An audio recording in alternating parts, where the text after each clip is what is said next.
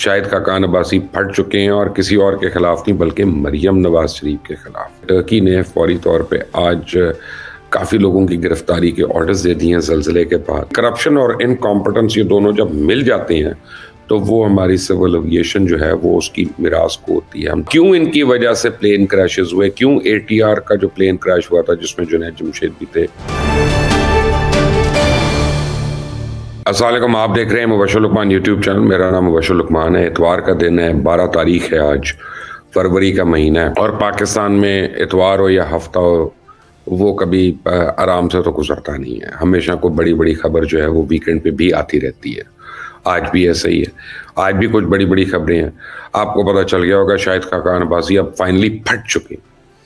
شاہد خاقان عباسی پھٹ چکے ہیں اور کسی اور کے خلاف نہیں بلکہ مریم نواز شریف کے خلاف۔ اب یہ کھل کر بغاوت جو ہے وہ سامنے آ گئی ہے پاکستان مسلم لیگ نواز میں، اور جو بڑے عرصے سے ہم لوگ کہہ رہے تھے کہ اس میں دراڑ پڑی ہوئی ہے تو وہ دراڑ اب جو ہے وہ بڑی واضح ہونا شروع ہو گئی ہے۔ ساتھ ہی انگلیاں بھی اٹھ رہی ہیں کہ جناب پاکستان نے IMF سے جو ڈیل کی ہے اس کی تفصیلات لوگوں کو کیوں نہیں پتا، اور نیشنل اسمبلی میں کیوں نہیں ڈیبیٹ ہو رہی۔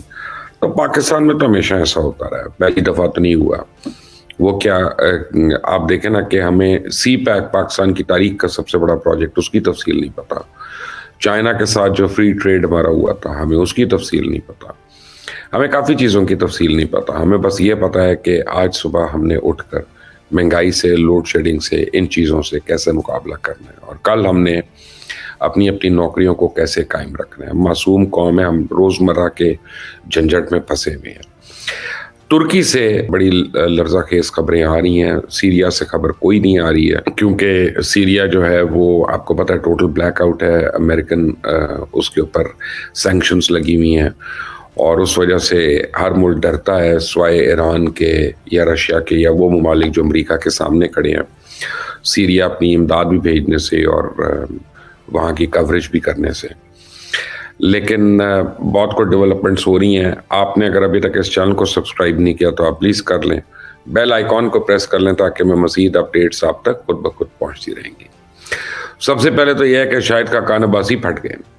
شاہد خاقان عباسی کہتے ہیں، اب انہوں نے برملا ایک ٹیلی ویژن پروگرام میں آ کے کہہ دیا کہ اگر مریم نواز کو پارٹی کا صدر بنایا تو میں گھر چلا جاؤں گا۔ تو مریم نواز جو ہیں وہ ان کی وجہ سے کیا پرابلمس ہو رہی ہیں؟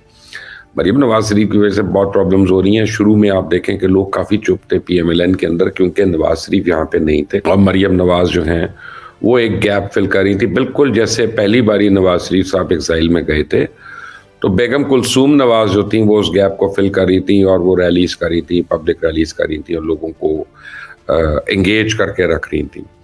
اور وہی دیگر جو پاکستان کے تحریکی لیڈرز تھے ان کے ساتھ الائنسز میں شریک ہوئی تھیں، جیسے نوابزادہ نصر اللہ خان تھے۔ اور اس کے بعد وہ ایک دن رات کو وہ 72 سوٹ کیس والی سٹوری یاد کریں آپ، 72 سوٹ کیس لے کے ایک جہاز جو ہے وہ چلا گیا انگلینڈ۔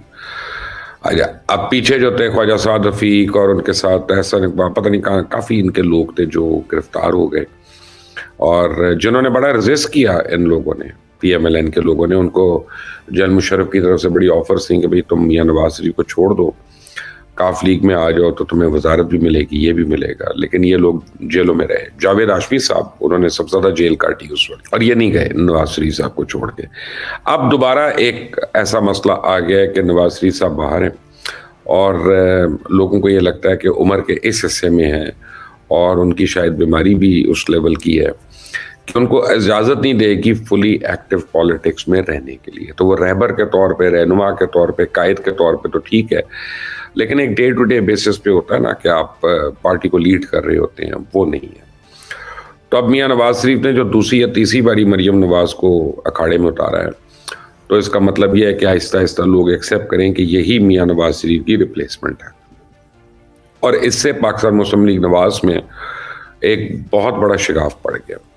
وہ لوگ جو 30 سال سے، 40 سال سے، 35 سال سے نسل در نسل آپ جو ہے وہ مسلم لیگی ہیں، اور مسلم لیگ کے لیے ان کی قربانیاں ہیں، اور مسلم لیگ کے لیے ان کی بڑی یعنی سیکریفائسز ہیں، وہ اب یہ سمجھتے ہیں کہ یار ہم یہ موروثی سیاست کی بدترین مثال ہے جو نواز لیگ میں ہو رہا ہے، اور ہم لوگ مر گئے ہیں، ہم لوگوں کی قربانیاں کہاں گئیں، ہم لوگوں کی جیلز کہاں گئیں، اور یہ سب کچھ۔ تو ان کی طرف سے اب بڑا ایک سیریس ڈسینٹ آ رہا ہے.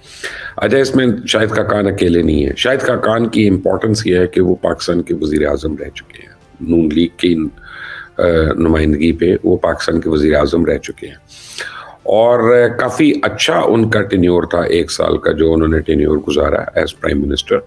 انہوں نے کافی ان کو اس میں کریڈٹ دیا جا سکتا ہے. اور اس کے بعد جب میاں صاحب جیل میں چلے گئے تھے, خود عباسی صاحب کو میرے خیال ہے 9 مہینے جیل میں رہے, نیب کی جیل میں. انہوں نے بڑے احسن طریقے سے پی ایم ایل این کو سنبھالا بھی دیا اور چلایا بھی, اور کسی ایک کو ٹوٹنے نہیں دیا. بشمول میں, میرے سمیت بہت لوگ اس وقت سمجھتے تھے کہ نون لیگ اب ریزہ ریزہ ہو جائے گی, ٹکڑے ٹکڑے ہو جائے گی, اور نون لیگ میں سے ایک بھی آدمی ٹوٹ کر جو ہے وہ کہیں اور نہیں گیا. کچھ کو تو یعنی مجھے یاد ہے عمران خان کے کہنے پہ میں نے اپروچ کیا کہ یار تم پی ٹی آئی میں آ جاؤ, تمہیں یہ عہدہ بھی ملے گا, وہ بھی ملے گا. کچھ کو پنجاب لیول پہ عثمان بزدار نے بھی اپروچ کیا. یہ وہ لوگ ملتے تھے, بات سنتے تھے, لیکن اس بات کرتے نہیں تھے اور چلے جاتے تھے واپس. وہ کہتے تھے کہ میاں صاحب کو ہم نے دھوکہ نہیں دینا. اور یہ ایکچوئل بات ہے, اور کبھی ضرورت پڑی تو میں ان لوگوں کے نام بھی میں لے دوں گا کہ وہ کون 3-4 لوگ تھے جن کے اوپر عمران خان بڑے ڈیسپریٹ تھے کہ یہ لوگ آ جائیں. خیر اب جو ہے شاہد خاقان اکیلے تو ہو نہیں سکتے. شاہد خاقان کے ساتھ ایک بہت بڑی تعداد ہے. جیسے بے نظیر کے انکلز نے اس کے خلاف ریوولٹ کر دیا تھا اور ان کو بڑا پرابلم پڑا تھا اور کئی سال ان کو اسٹرگل کرنا پڑا تھا. لیکن یہاں پہ بے نظیر صاحبہ اور مریم صاحبہ کے درمیان زمین آسمان کا فرق ہے. دونوں کا کمپیریزن جو ہے وہ دونوں کے ساتھ زیادتی ہے, دونوں کے ساتھ زیادتی ہے, میں یہ سمجھتا ہوں. تو وہ تو کمپیریزن بنتا نہیں ہے.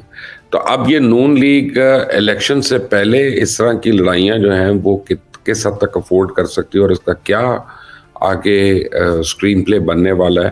کیا نون میں سے واقعی وہ شین جس کی سارے لوگ پیشن گوئیاں کرتے تھے, ایون شیخ رشید صاحب کہتے تھے نون میں سے شین نکلے گی, کیا وہ شین لیگ شاہد خاقان عباسی مسلم لیگ ہے؟ کیونکہ لوگ اس وقت اس کو شہباز سمجھتے تھے, اور یعنی میں اس وقت بھی کہتا تھا کہ یہ شہباز شریف نہیں ہوں گے.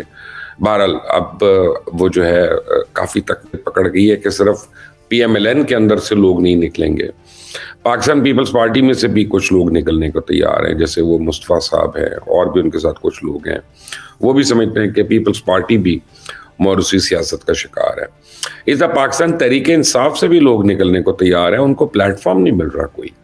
تو آنے والے دنوں میں اگلے 3 سے 4 مہینے میں آپ دیکھ سکتے ہیں کہ بہت بڑا اسٹرانگ گروپ جو ہے, لوگ سمجھتے ہیں کہ یہ کوئی 40 سے 50 لوگوں کا گروپ ہوگا, لیکن میرا یہ خیال ہے کہ آپ سمجھے 15 سے 20 لوگوں کا یہ گروپ ہوگا. لیکن 15-20 لوگ جب اپنی سیٹس گارنٹی کر کے آتے ہیں اور وہ نیشنل اسمبلی بیٹھے ہوتے ہیں تو وہ ایک بہت بڑا پریشر گروپ بن جاتا ہے. آپ ایم کیو ایم اپنے ذہن میں رکھیں اور پھر آپ کو پتہ چل جائے گا کہ وہ کتنا بڑا پریشر گروپ ہو سکتا ہے 20 سیٹوں کا. کیونکہ اب جو ہمارا سیناریو بن رہا ہے ہونا تو ہنگ پارلیمنٹ ہی ہے, تو اس کے علاوہ تو ہو نہیں سکتا. ٹرکی میں جو ڈیولپمنٹ ہو رہی ہے, ٹرکی نے فوری طور پہ آج کافی لوگوں کی گرفتاری کے آرڈرز دے دیے ہیں زلزلے کے بعد. اور یہ وہ لوگ گرفتار ہو رہے ہیں کہ جو بلڈنگ کانٹریکٹرز تھے, جنہوں نے بلڈنگز بنائی, اور وہاں پہ ٹرکی میں یہ باتیں ان کے سوشل میڈیا پہ بڑی گردش کر رہی ہیں کہ جی غیر معیاری مٹیریل ہونے کی وجہ سے یا غیر معیاری کنسٹرکشن کے یعنی معیار ہونے کی وجہ سے کافی بلڈنگز ہیں وہ اس ارتھکویک میں گر گئیں, جن کو نہیں گرنا چاہیے تھا, جو نہیں تھیں باقاعدہ.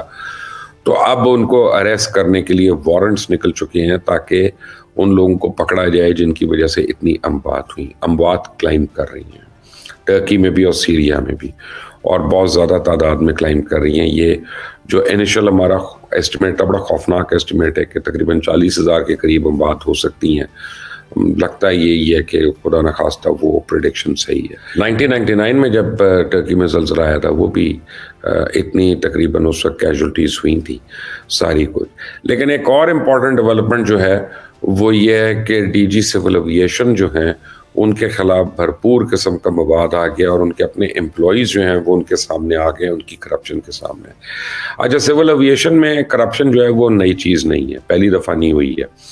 یہ پچھلے آپ سمجھے 30 سال سے ہو رہی ہے, تبھی پاکستان کی ایویشن کا, پاکستان کی سول ایویشن کا یہ حال ہوا. اور یہ میں نے متعدد لوگوں کو اس بات میں نے ان کو باور کرایا کہ ٹی وی سول ایویشن کس طرح سے کرپشن میں ملوث ہیں، ڈائریکٹرز جو ہیں سول ایویشن کے وہ کس طرح سے ملوث ہیں، اور کیوں ان کی وجہ سے پلین کریشز ہوئے، کیوں ATR کا جو پلین کریش ہوا تھا جس میں جنید جمشید بھی تھے وہ ڈائریکٹلی سول ایویشن کی نیگلیجنس کی وجہ سے ہوا، کیوں یہ PIA کا جو ایئر بس کریش ہوا تھا اس میں سول ایویشن کی نیگلیجنس ہو سکتی ہے یا اس میں، اور پھر ہمارے ٹھیکے، ہمارے ایئرپورٹس اور ان کی فنکشننگ، ان کی ورکنگ، اور یہ جو ایئر لائن بزنس کم ہو رہا ہے پاکستان میں، اور پاکستان میں سے ہر ہمارا ایئرپورٹ جو لاسز کر رہا ہے، اور کیا آپ کو لیز آؤٹ کرنے کا آپ سوچ رہے ہیں، جبکہ پوری دنیا میں ایئرپورٹ اکانومی جو ہے وہ ایک تھرائیونگ اکانومی ہے، ناٹ ان پاکستان. تو یہ بیسیکلی کرپشن اور انکمپٹنس یہ دونوں جب مل جاتے ہیں تو وہ ہماری سول ایویشن جو ہے وہ اس کی میراث کو ہوتی ہے. ہم دنیا میں ہر جگہ پہ ہم اپنی ایویشن پالیسیز کی وجہ سے ہم مذاق کر یعنی ایک ہمارا اڑا ہوا ہے، لوگ ہمیں سیریس نہیں لیتے ہیں، اور ابھی تک ہمارے پائلٹس کو یا ہماری ایئر لائنس کو آپ سمجھے PIA وغیرہ کو اجازت نہیں ہے یورپ لے جانے کی، UK لے جانے کی، اور کافی مسائل کا سامنا ہے. اور پاکستان میں اگر تباہی کا ذمہ دار ہے کوئی ایویشن انڈسٹری کا اور مختلف ایئر لائنس کا، تو میں بڑے آرام سے کہہ سکتا ہوں کہ اس میں سول ایویشن اتھارٹی کا عمل دخل ہے. اور وہ جب آپ آئیں گے تو اینڈ میں صرف یہی ہے کہ اپنی کرپشن، اپنی بوٹی، اپنا حصہ جو ہے اس کے لیے یہ کسی بھی حد تک چلے گئے پاکستان میں ایویشن کو تباہ کرنے کے لیے. لیکن یہ ایک ڈیولپنگ سٹوری ہے، اس کے اوپر بھی میں مزید ڈیٹیلز آپ کے پاس لے کے آؤں گا. Stay tuned. آج کا دن بڑا امپورٹنٹ ہے، شام تک کچھ لگ رہا ہے کہ اہم ڈیولپمنٹس ہونے والی ہیں، کچھ نئے نام آ رہے ہیں شوکت ترین کے علاوہ کہ جو اریسٹ ہو سکتے ہیں PTI کے لوگ. وہ کون لوگ ہیں میں آپ کو اگلے کسی ویلاگ میں بتاؤں گا. تب تک کے لیے اجازت دیں. اللہ حافظ.